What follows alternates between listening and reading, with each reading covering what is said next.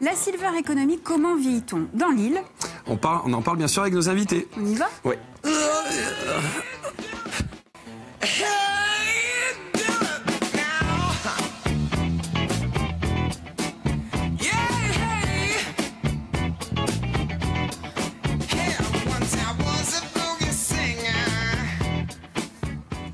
Bonjour à vous si vous nous rejoignez pour cette seconde partie de Via Nova au sommaire, Caroline. La silver economy, la Corse est la région la plus âgée de France. Alors comment vieillit-on dans l'île? On pose la question à nos invités dans quelques instants. Et puis Laurent Vital, il est avec nous pour la chronique média. Salut Lolo, re-salut. Ça va? On parle de quoi aujourd'hui? Une affaire d'outré. Ah, oui. On va en savoir plus. C'est vrai que dans les réseaux sociaux et dans les médias, on a beaucoup parlé d'inondations, mais nous, on va parler des outrés. D'accord, on parlera des outrés. On passe le bonjour à Nicolas Scatizzi de Bastia qui nous regarde tous les jours.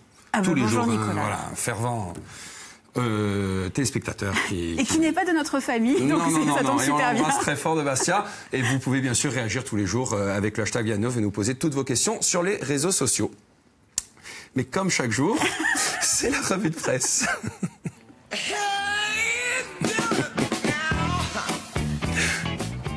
Je sais bien parce que Caroline me regarde toujours. Comment ça va, Marie-Jo, depuis tout à l'heure? Ça va bien. Bon, alors, des choses différentes aujourd'hui. Beaucoup de choses différentes. Ça va un petit peu dans tous les sens. Oui. On va commencer avec le Figaro qui emboîte le pas de l'humanité. C'est pas souvent. L'humanité d'hier, vous savez, ça filait la métaphore du souffle. Ben voilà, aujourd'hui, c'est le Figaro qui s'y colle avec Macron. Peine à trouver un second souffle. Là, c'est pour en fait commenter l'enquête Odoxa qui met en évidence le mécontentement des Français. 6 Français sur 10 se disent insatisfaits de la composition du nouveau gouvernement. Le chef de l'État, pour rebondir, veut mettre la question de la souveraineté européenne au cœur du débat. Alors de son côté, Le Monde propose aussi son analyse du remaniement en s'appuyant sur le fameux « ni tournant, ni changement ». Voilà. Voilà. Effectivement. Non, j'ai cherché le titre et je me disais... Il y avait une araignée sur l'écran. Où est-il? Non, il est là. Je regardais si la poussière avait été bien faite. Bon. N'importe quoi, c'est pas grave. Le quotidien donc revient sur la volonté du chef de l'État de maintenir le cap des réformes tout en voulant être plus à l'écoute des Français et renouer le dialogue avec les élus. Mais Le Monde s'intéresse à un autre sujet, vous le voyez en haut, justement, c'est le sujet du Brexit, avec les enjeux d'un sommet crucial. C'est le sommet qui s'est tenu en fait hier à Bruxelles. Et le quotidien revient sur tout un tas de problèmes, dont le problème irlandais qui nous intéresse aussi, parce que vous savez que si l'Irlande du Nord reste en fait dans l'Union douanière européenne, une césure sera opérée en fait au sein du Royaume-Uni. Si en revanche, ça n'est pas le cas et elle sort aussi de l'Union. C'est une frontière physique qui pourrait être recréée entre les deux Irlandes et qui pourrait mettre en péril les accords de 1998, 20 ans de paix en Irlande. Ce serait un peu dommage. Alors malheureusement, aujourd'hui, on sait que les 27 dirigeants ont acté une absence totale de progrès. Donc on est encore au point zéro. Bon, on reste dans le domaine politique? Oui, avec Le Parisien qui consacre sa une à Jean-Luc Mélenchon. L'outrance, voilà, titre Le Quotidien, avec une photo qui illustre assez bien le concept de l'outrance. Et puis après, le quotidien dénonce aussi, commence à détailler aussi les conséquences des heurts de la veille, en disant hier, le parquet a ouvert une enquête contre Jean-Luc Mélenchon. Il lui est reproché des menaces et violences contre les policiers et les magistrats venus perquisitionner à son domicile et au siège du parti. Alors si vous voulez en savoir un petit peu plus aussi, moi je vous recommande un article de France Info qui s'appelle « Perquisition et heurts au siège de la France insoumise, la loi a-t-elle été respectée ?» Parce que toutes les questions y sont posées et abordées, notamment celle de l'immunité parlementaire. Alors, est-ce que justement ça donne cette sacralité à sa personne ou pas? Les perquisitions ne sont pas interdites, même quand on est parlementaire. Et puis, on entend aussi Manuel Bompard, qui est le responsable légal du parti, qui livre aussi ses réserves. Donc, c'est un article qui est plutôt équilibré, qui permet d'y voir plus clair, sans colère et passion. Ciné ira et studio, diraient nos amis latinistes. Bon, est-ce qu'on parle des inondations aussi? Oui, avec l'humanité qui s'intéresse à l'après-catastrophe et à la solidarité. Vous voyez, c'est sinistré donc de l'Aude, l'urgence de la solidarité. C'est une enquête qui a été faite en partenariat avec le Secours populaire. Le quotidien est allé enquêter justement sur les sinistrés, les bénévoles, les élus et les services publics qu'il trouve plutôt mobilisés. La Croix fait aussi sa une sur les inondations avec une autre question tout à fait primordiale. Inondations, bâtir autrement. Et oui, les tragiques inondations du début de semaine dans l'Aude obligent à repenser l'urbanisation des zones à risque. Et c'est excusez-moi, je vous avais fait une relance et j'étais en train de partir en vous oubliant. Mais on est d'accord, on le constate aussi en Corse, c'est ça? Tout à fait. Corse Matin. Enfin. Mais je me passais de vous, c'est terrible. Oui, à Corse Matin qui titre avec risque majeur. En fait, le quotidien revient sur la crue du Fiumalto et l'inondation de lotissement sur le littoral de Panta de Casinca qui repose les questions de la construction dans les zones de prévention. dans les zones et la prévention des risques. Je bafouille du coup. Mais je voulais aussi que vous découvriez dans le Corse Matin d'aujourd'hui quelque chose qui a été déjà abordé par Frédéric Danès tout à l'heure dans son journal. C'est voilà, le système DD comme déchets avec ces 1200 tonnes stockées dans un champ de coraux. Alors en fait, le berger qui a découvert ces balles d'ordures pensait que c'était du foin, mais comme il loue ce terrain, il se demandait quand même qui avait osé entreposer du foin là. Non, il s'agit bien de déchets ménagers qui sont stockés là depuis l'été. Donc les balles commencent à s'abîmer, les déchets suintent, les liquides s'infiltrent dans le sol. Alors vous savez, on apprécie toujours le travail très rigoureux d'Isabelle Lucion qui signe cet article, mais là on apprécie aussi son titre qui est un petit peu sympathique. À force de se repasser les balles, les déchets arrivent à coraux. Ce sera donc notre sourire du jour, un sourire très très jaune, mais un sourire quand même. Oui. Merci. Marie-Jo. C'est chaud. Oui.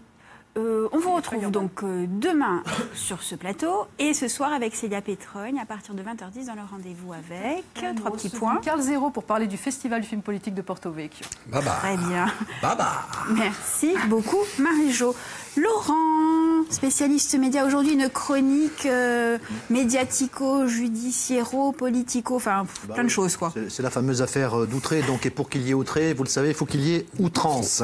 Oui. Et l'homme des médias et des réseaux sociaux sur ces 2 derniers jours, vous le savez tous évidemment, c'est Jean-Luc Mélenchon qui est visé par 2 enquêtes préliminaires sur des emplois présumés fictifs de parlementaires européens et sur ses comptes de campagne pour la présidentielle de 2017. Jean-Luc Mélenchon a vu donc arriver mardi à 7h du matin débarquer les enquêteurs de l'Office central de lutte contre la corruption et les infractions à son domicile. Il a lui-même révélé d'ailleurs en filmant la scène en direct sur sa page Facebook. Les logements d'anciens assistants de l'eurodéputé et le siège de la France Insoumise et du Parti de gauche ont aussi été perquisitionnés. Donc ces images de ces opérations ont été filmées et diffusées en direct sur Facebook par le leader politique lui-même, mais aussi par des journalistes, dont il dira plus tard qu'ils jettent de l'huile sur le feu. On n'est plus à un paradoxe près. Dans ces scènes, on y voit Jean-Luc Mélenchon donc appeler ses proches à enfoncer la porte pour entrer au siège parisien du LFI, où une perquisition est donc en cours. Sur ces images que j'ai décidé de ne pas vous montrer parce qu'elles ont été vues des centaines de milliers de fois sur les réseaux sociaux, mais également à la télévision, on le voit également bousculer un représentant du parquet ainsi qu'un policier qui s'interpose. Mais il avait le droit d'être là, ou pas Oui, parce que selon la législation, une perquisition dans le cadre d'une enquête préliminaire n'est en principe possible qu'avec l'accord de l'occupant du domicile et la présence du représentant légal dans le cas d'une personne morale. Mais il faut savoir qu'il y avait un responsable du parti, de toute façon, qui avait été contacté en amont et qui aurait assisté à l'intégralité de cette perquisition. Et dans le cas où les policiers n'ont pas les personnes concernées, ils peuvent faire appel à 2 témoins, à condition qu'ils ne soient pas policiers, bien évidemment. Donc ça s'est fait en toute logique, dans la légalité. En tout cas, plus qu'outré, cette perquisition l'a profondément agacé. C'est le moins qu'on puisse dire. Mais en voulant utiliser les réseaux sociaux pour dénoncer ce qu'il appelle des méthodes d'intimidation, il a provoqué, bien sûr, des milliers de réactions pro et surtout anti-Mélenchon. Et une des phrases les plus commentées de Jean-Luc Mélenchon, c'est quand il dit « Ne me touchez pas, monsieur, vous n'avez pas le droit de me toucher, personne ne me touche, ma personne est sacrée », a-t-il assuré avant de se draper derrière son écharpe tricolore d'élu. On va dire que c'est maladroit, surtout depuis 1789. Cette stratégie du chaos a montré un peu ses limites, quoi qu'il en soit. Il y a également eu des réactions officielles. Ah ben non, pas tardé, les réactions officielles, vous le savez. Celle d'abord d'Édouard Philippe, le Premier ministre, qui s'est dit choqué. Le parquet de Paris, qui dès hier a annoncé avoir ouvert contre Jean-Luc Mélenchon une procédure pour violence sur personne dépositaire de l'autorité publique. Le garde des Sceaux, il y est allé de son communiqué, tout comme le ministre de l'Intérieur et les syndicats de police également. Et en Corse ? Eh ben justement, en Corse, alors ça a fait un buzz. Et on se dit, mais pourquoi ? Parce que c'est la réaction qu'on préfère. Et elle a suscité le buzz sur Facebook, notamment. Regardez cette une de Corse Machin. C'est cette page humoristique, satirique et caustique. Voilà, je trouve que la photo, elle est géniale, tout simplement. Et la réplique, donc, et on voit les 2 présidents de la CDC. T'as vu, ça fait bizarre, hein ? Donc, du coup, ça a été commenté et partagé plus de 3000 fois en Corse. Ah ouais, pas mal. Voilà. Bon, en même temps, c'est bon, c'est bien Donc fait. nous sommes tous concernés par cette actualité-là. Ok, merci beaucoup Laurent. On se retrouve après les vacances. Avec plaisir. N'est-ce pas, partagé. Allez, il est 12h34, c'est l'heure du débat de Vianov.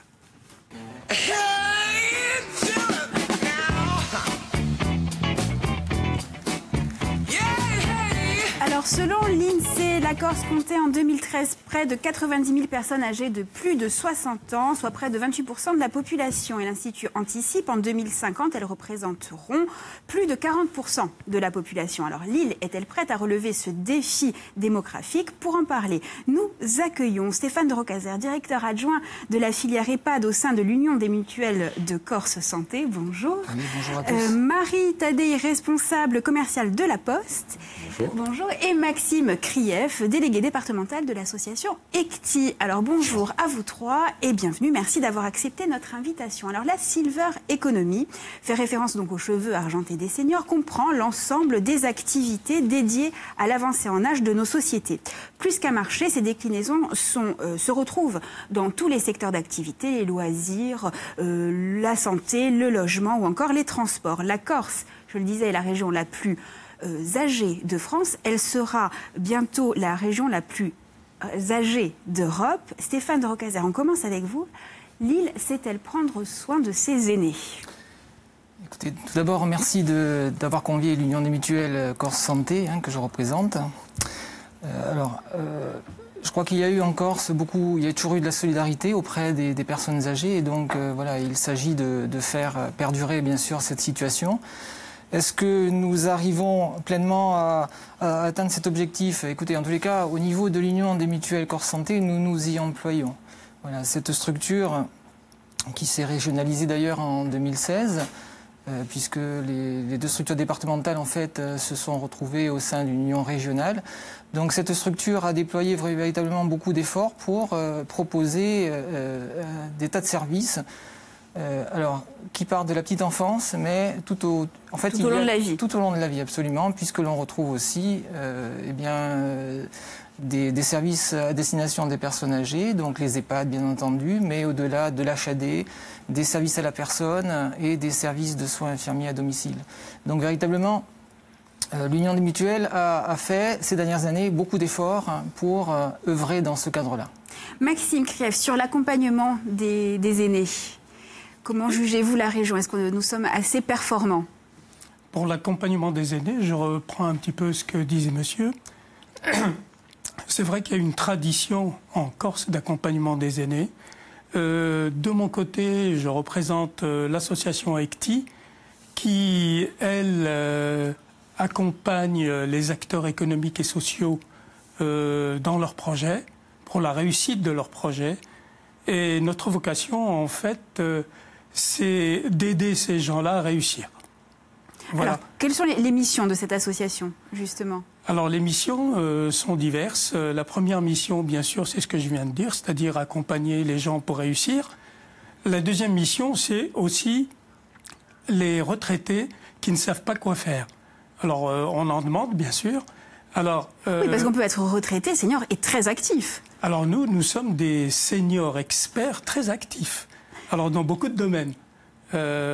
Déjà actifs au niveau des entreprises, au niveau de l'enseignement, au niveau de la collectivité territoriale et aussi au niveau de l'insertion. Alors le principe, Maxime, c'est quoi? C'est un réseau de bénévoles qui intervient donc en entreprise, au sein des associations, pour aider, accompagner un projet ou des personnes. C'est exact. Nous sommes environ 2000 sur toute la France. Nous avons créé la cellule en Corse il y a un peu moins de 10 ans maintenant. Nous avons fait pas mal de choses au niveau de l'éducation nationale, quelques activités au niveau des entreprises, beaucoup au niveau des collectivités, et on a fait pas mal d'insertions pour les jeunes également, pour la mission locale. Marie Tadei, dans Silver Economy, il y a économie.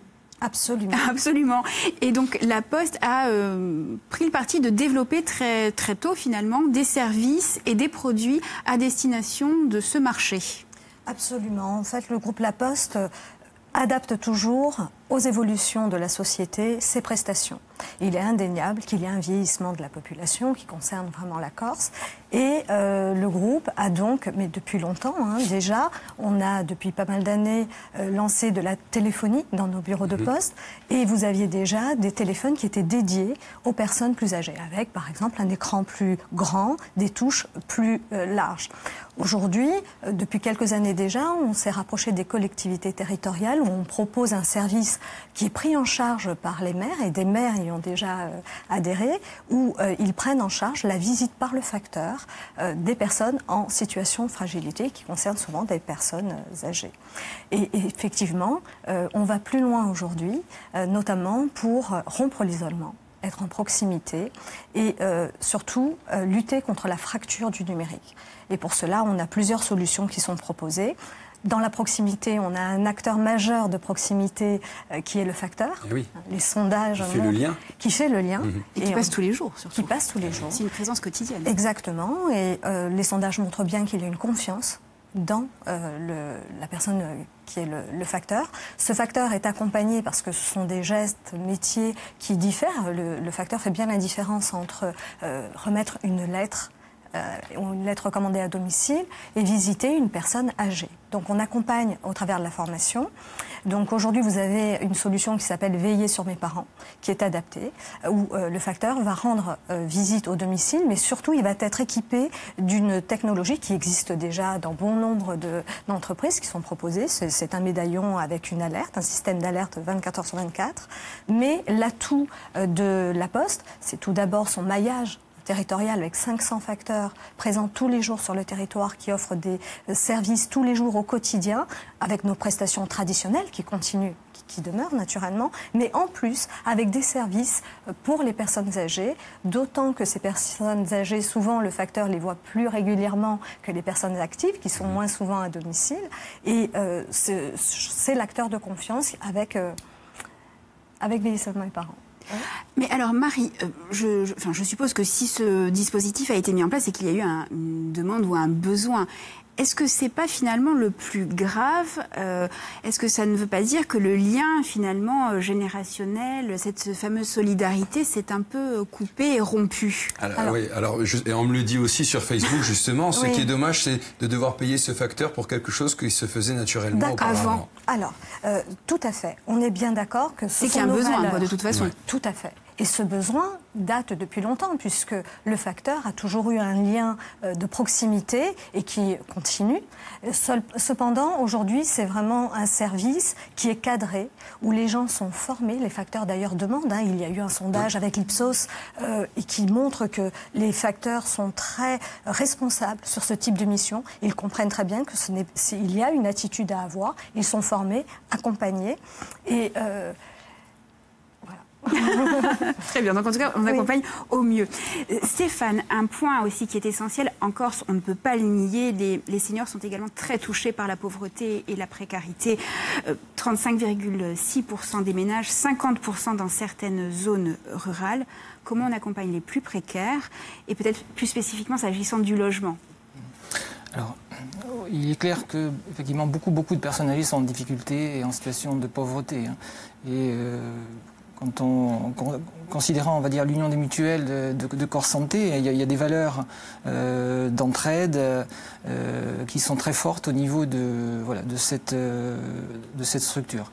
Donc dès lors, on le voit bien à travers les établissements, en tous les cas, qui reçoivent des personnes âgées, il y a déjà une convention de aide sociale et la structure fait en sorte que, bien évidemment, nos anciens puissent avoir accès à un maximum de services et qu'ils soient aidés au maximum. C'est véritablement... Je crois qu'il y a, corrigez-moi si je me trompe, il y a 33 établissements d'accueil en tout en Corse pour un peu plus de 2000 places, c'est ça? C'est ça.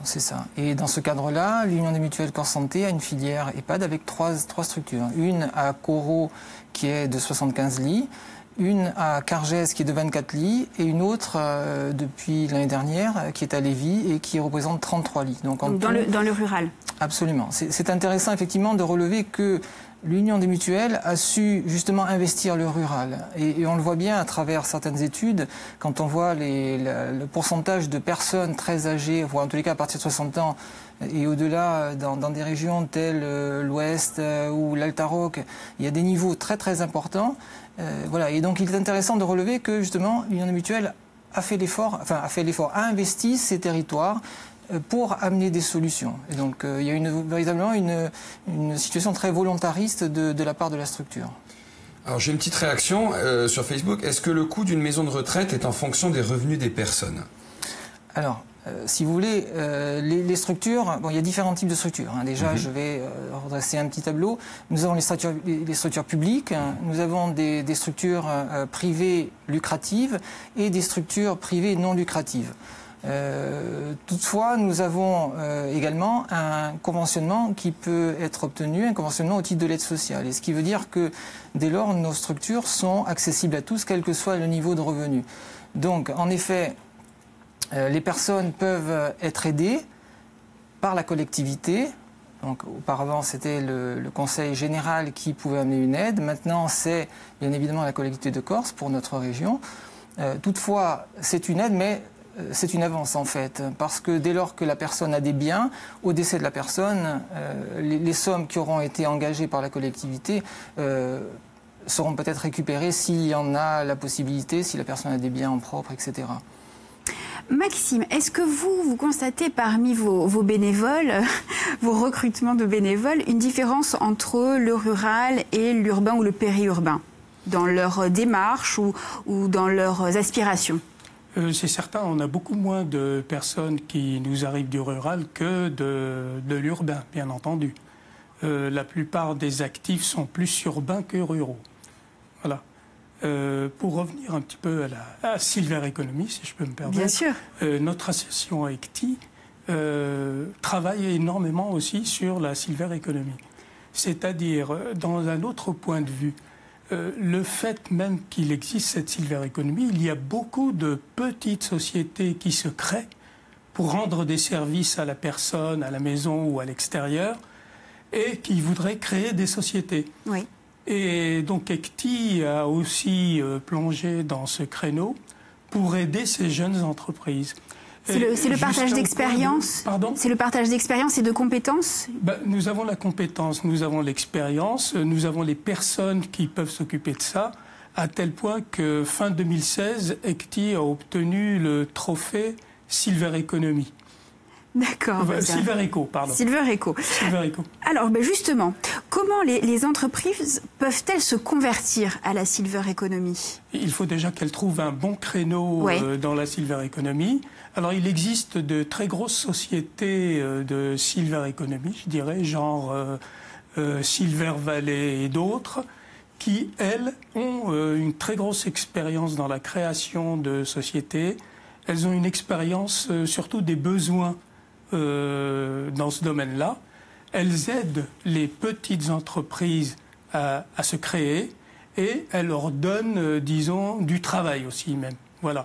Au début, elles se débrouillent toutes seules avec ce qu'on leur donne à faire et puis après, elles volent de leurs propres ailes.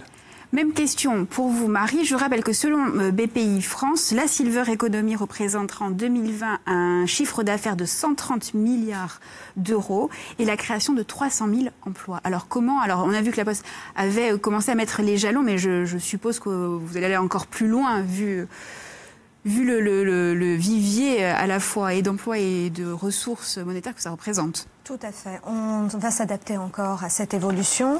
Ce qu'il faut souligner, c'est que l'accessibilité de ces solutions, par exemple, surveiller sur mes parents.